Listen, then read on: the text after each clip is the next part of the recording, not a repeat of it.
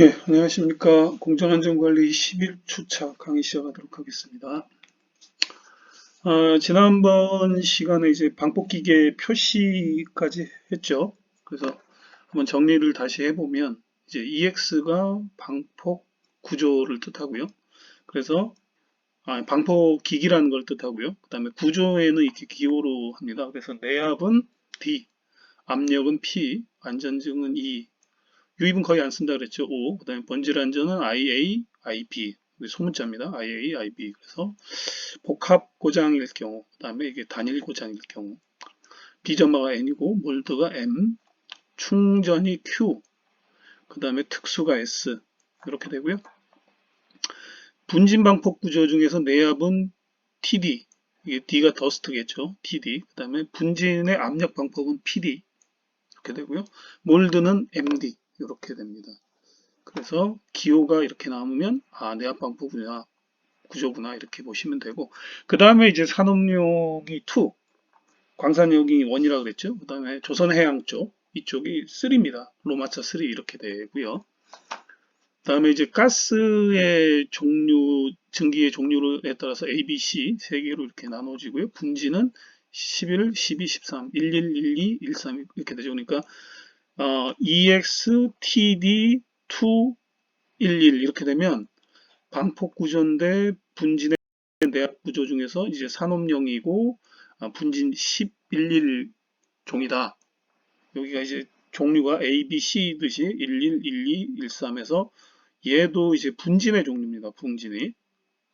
그래서 그렇게 되고요. 그 다음에 이제 온도 등급이 나오죠. 그 뒤에 T1이면 450도 이하고요. T2는 300도 이하, T3는 200도 이하, T4는 135도 이하. 이게 제일 많이 쓰여요. 그 다음에 T5는 100도, T6는 85도. 요건 이제 계측기라든지 이런 제어 쪽 애들은 이렇게 많이 씁니다. 뭐, 그 온도 감지기라든지, 뭐, 가스 감지기 이런 그 아주 약전을 쓰는 친구들은 T6, 그 다음에 일반적인 애들은 T4, 그리고 이제 등기구 같은 경우는 T3나 T2 많이 쓰고요. LED 같은 경우는 뭐 T5 정도 되겠죠. 온도가 거의 안 올라가니까.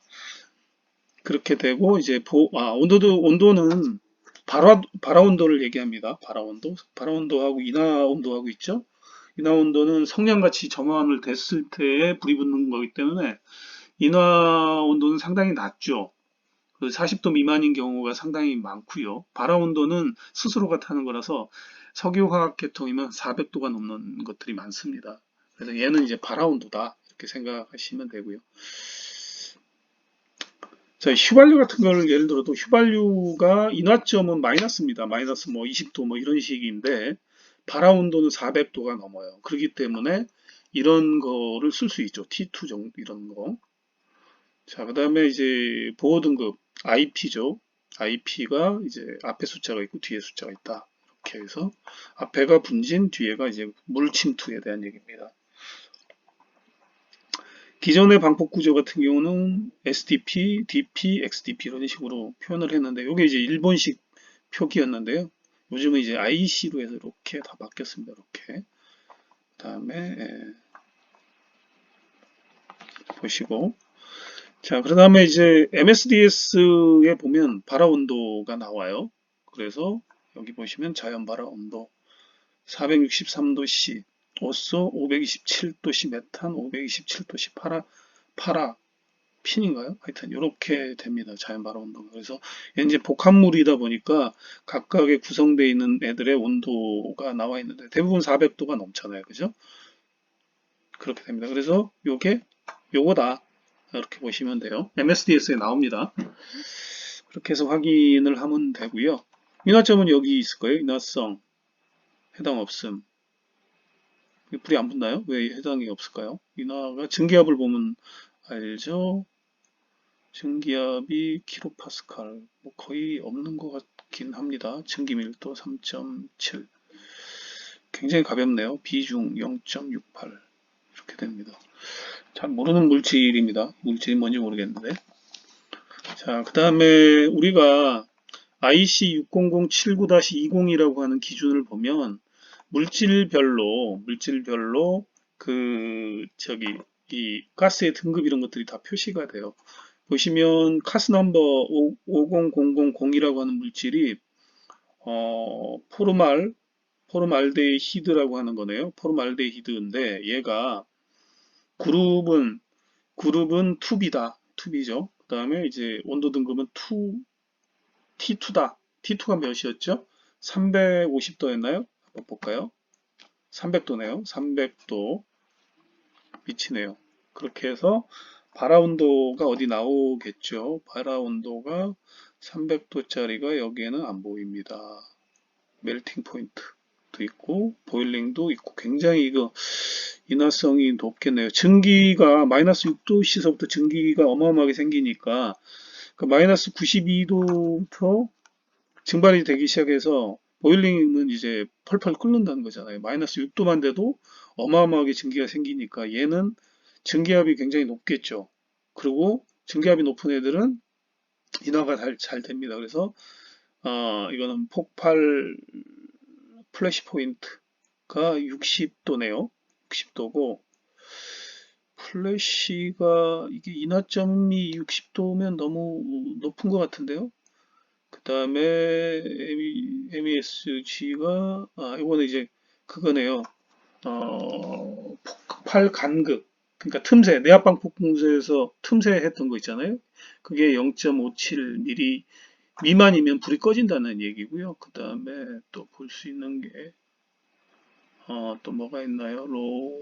이거는 이제 폭발 상한이 73%고 하한은 지금 가려서 안 보이고요. 그 다음에 어퍼 플랫 리미트 이거는 뭔가요? 잘 모르겠고 그 다음에 이게 하여튼 이게 인화점 같긴 합니다. 플래시면 인화점일 거예요. 야, 이렇게 높으면 이거 인화가 잘 안 되는 놈인데 근데 증기압은 굉장히 높을 거예요. 왜냐면 보일링이 이렇게 되니까 요거는 비중인 것 같네요. 공기가 1일 때 1.03이니까 좀 무거워서 가라앉을 것 같습니다. 그런 특성이 요 기준에 보면 나와 있습니다. 자, 그래서 온도 등급에 따른 발화도에 맞는 가스 증기들을 이제 보여주고 있습니다. 이 표에서. 그래서 2A에 뭐가 있냐? 아세톤, 그 매니큐어 지우는 거 있죠? 아세톤, 암모니아, 일산화탄소. 일산화탄소도 폭발합니다. 그 다음에 이제 초산. 이런 것들은 잘 모르죠? 톨루엔, 프로판. 프로판은 어디 있어요? LPG에 들어가 있죠? 프로판. 벤젠. 그죠? 메탄. 이거는 LNG. 메탄. 이런 것들이 T1. 그러니까 발화도가 상당히 높으니까 잘 불이 이렇게 붙진 않겠죠. 얘는 발화도가 낮으니까 불이 잘 붙을 거고. 그래서 2A에는 이런 것들 눈에 띄는 거 있고요. T2 등급 300도씨에서 보면 이제 부탄도 이제 LPG에 프로판, 부탄이 이게 섞인 게 LPG죠. 거기에 좀 들어 있고요. 그 다음에 에틸렌 이거 상당히 이게 불이 잘 붙는 건데 그래도 T2에 들어가 있네요. 그 다음에 이제 가솔린 우리가 휘발유 차 가솔린이 T3에 들어가 있습니다. 그 다음에 또 자주 하시는 게 한 요 정도네요. 그래서 요 정도가 일반적으로 흔히 우리가 시중에서 보는 것들은 여기 범위에 거의 들어 있습니다. 2A에. 그 다음에 2B에는 석탄가스, 부타디엔 이런 거 잘 모르시죠? 그 다음에 에틸렌이 또 여기 있네요. 이거는 이게 도대체 뭡니까? 에틸렌 옥사이드, 황화수소. 요거는 그 여름철에 오니처럼 정화조 같은 데서 나오는 게 황화수소죠. 그거의 지식에서 많이 죽잖아요. 황화수소 이게 폭발은 퍼센트 단위고 질식 단위는 ppm이니까 폭발하기 전에 다 죽죠. 그래서 여기는 좀 문제가 있네요. 요거하고 이거 같이 있으면 말이 안 되는 건데. 그 다음에 이제 그 투시에는 보면 수소가 있고요. 그 다음에 아세틸렌 이렇게 있죠. 요것들은 잘 모르시는 걸 거고 이황화탄소가 그거였죠. 예전에 뭐였죠? 이것도 중독으로 해서 많이 사망했는데 원진 레이온이 이황화탄소죠. 그거 녹색 병원 이황화탄소. 이게 이제 구리에 가면 있습니다. 이 병원이 아주 보건적으로는 치명적이었죠. 한 몇천 명 죽었을 거예요. 이것 때문에. 그렇게 해서 수소는 이렇게 내려갈수록 위험하고요. 이렇게 갈수록 또 위험합니다. 그래서 이렇게 되는 수록 위험하다고 보시면 돼요. 그래서 수소는 휘발유보다 가솔린보다 온도 등급은 높긴 하지만 이제 그 폭발력은 높다. 사실 발화온도에서 터지는 건 거의 없어요. 인화점이 낮으니까 터지는 거지. 인화점이 보통 우리가 일반 온도가 대기 중의 온도가 40도 정도 보잖아요. 여름에 한 40도. 그래서 그 밑에 인화점이 형성되는 것들은 언제든지 터질 수 있는 애들이에요. 그게 중요한 거지. 발화 온도는 뭐 400도가 넘어가고 막 그러는데 이게 뭐 위험할 게 없습니다. 시중에서 그, 그 400도 넘는 게 일반적으로 없잖아요. 400도가 넘는 게. 그래서 이 온도 등급보다는 사실은 이렇게 갈수록 위험하다 이렇게 보시는 게 맞습니다. 이렇게 갈수록 그러니까 가솔린보다는 수소가 굉장히 위험하고요.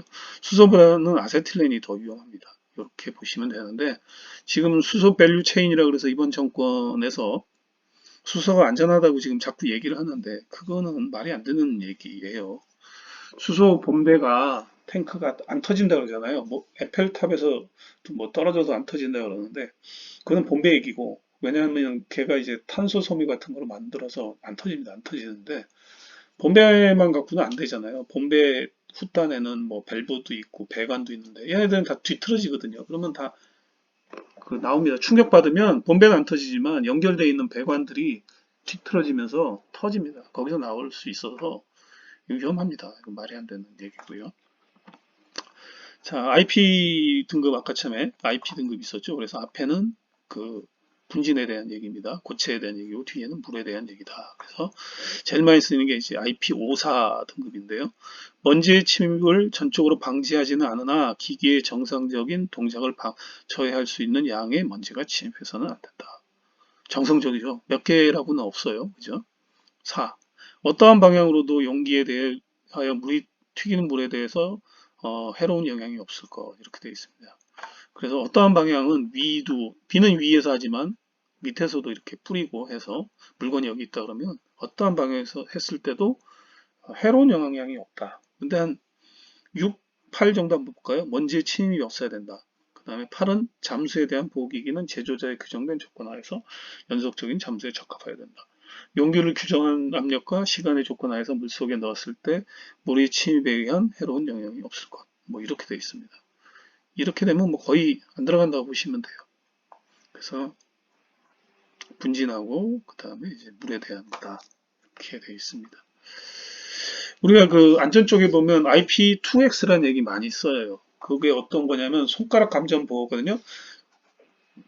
2 여기 있습니다. 길이가 80mm를 초과하지 않는 손가락 또는 유사한으로 직경이 12mm입니다.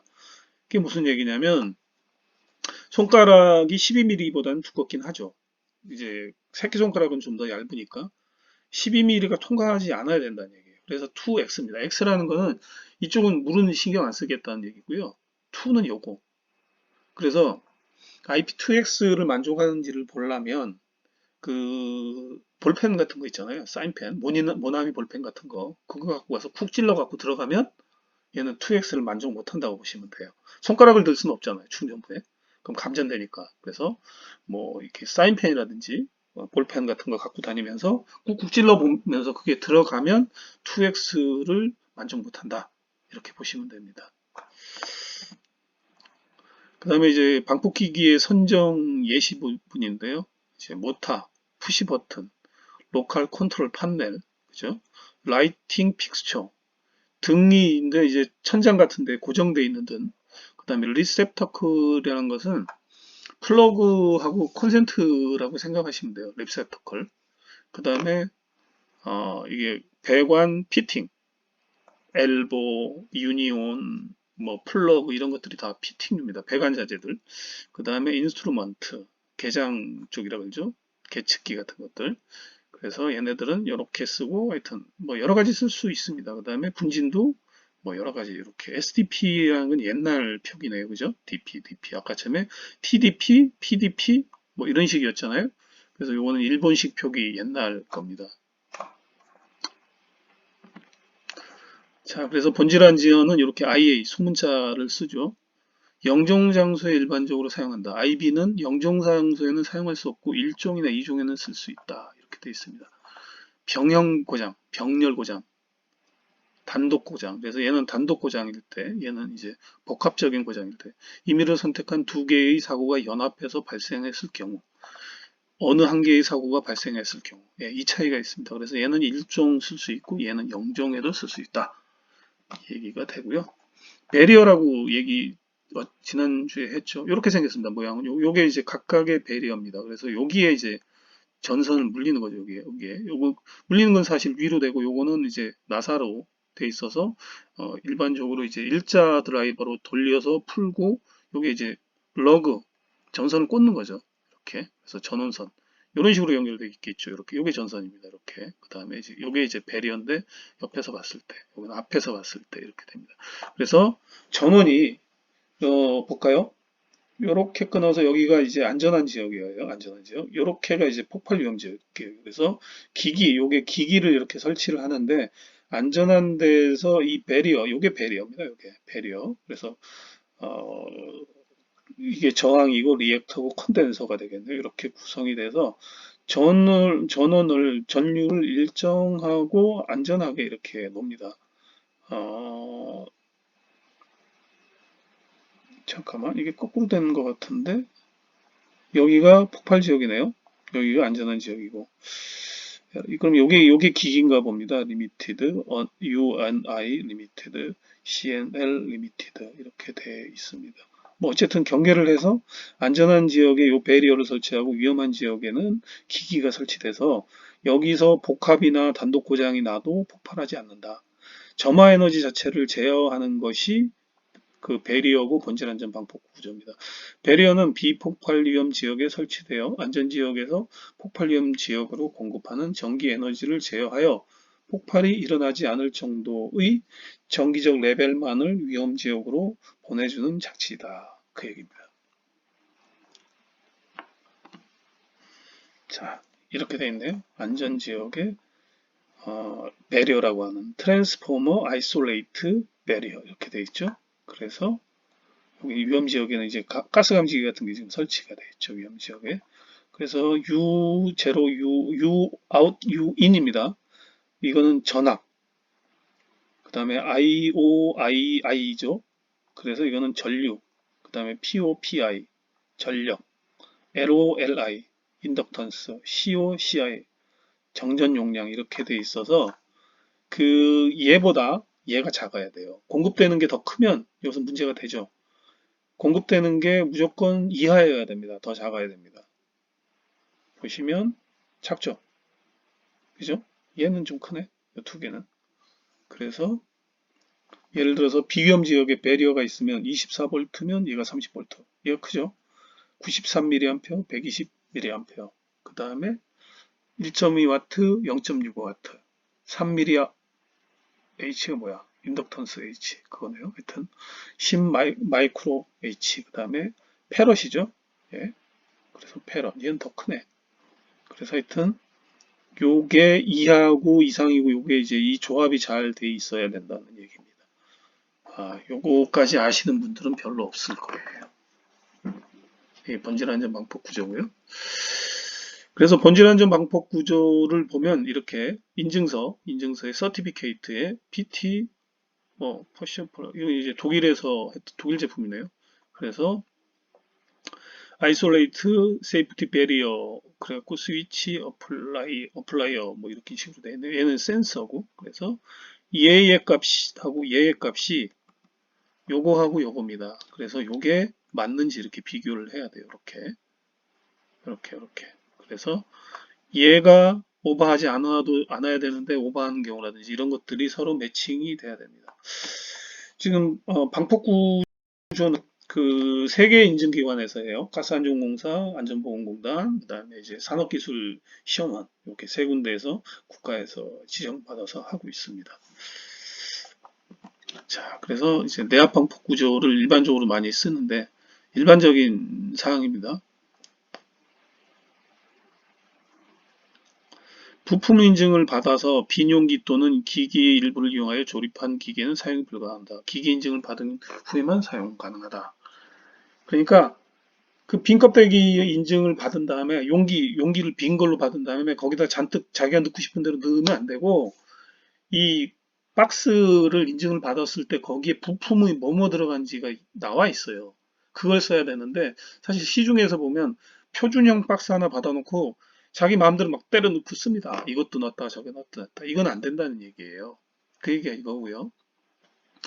그다음에 압력 중첩을 일으킬 수 있는 내부 구성품의 임의 변경은 불가하다. 압력 중첩이라는 것은 일반적으로 뭐 격벽이 있었는데 격벽을 없앤다든지 내부에 아니면 그 뭐 호스 같은 거를 막 연결해서 사용한다든지. 그러니까 압력 중첩이라는 건 뭐냐면 터진 게 밀고 들어가서 옆에 또 터트리고 또 터트리고 하면 압력이 커져요.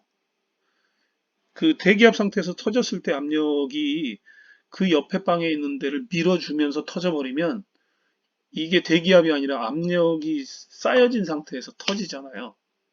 그렇게 되겠죠. 밀어붙이니까. 그래서 압력이 중첩된다고 합니다. 그 상황에서 터지면 그냥 대기압 상황에서 터졌을 때보다 일반적으로 깨져버립니다. 그러니까 이런 경우에 용기를 박스를 그 하나는 받았어요. 단품으로 넣으면 멀쩡해. 근데 옆에 싹 붙여갖고 이어놨어. 그런 경우들 많이 쓰거든요. 세 개도 있기도 하고. 그랬을 경우에 그 있는 부분, 관통하는 부분에다가 실링을 해서 컴파운드 처리를 해서 이게 통과하지 못하게 해야 되는데 시공할 때 이게 귀찮으니까 그냥 배관을 꽂아 놓으면 이게 관통이 돼 버려요. 그러면 A 박스에서 터진 게 B 박스로 압력을 가하면서 또 터지게 되고 B 박스에서 압력이 가해진 상태에서 터졌기 때문에 C 박스에 가면 더 압력이 세져요. 그러면 이게 B까지는 예를 들어서 견딘다 그럴 때 C는 못 견딥니다. 이게 왜냐하면 압력이 중첩돼서 압력이 높은 상태에서 터지기 때문에 깨져 버려요. 그래서 우리 디젤 자동차 같은 경우 보면 어떻게 돼요? 피스톤이 올라가면서 압력을 높여줍니다. 그 상황에서 휘발유도 마찬가지죠. 그 상황에서 점화가 됩니다. 그래서 그때 폭발력이 커지는 거예요. 그 우리가 터보 하잖아요. 터보 엔진도 마찬가지예요. 일반적으로 일반 터보가 아닌 일반 엔진은 그냥 공기 중에 있는 공기를 자기가 피스톤의 상하 운동을 해서 빨아당깁니다.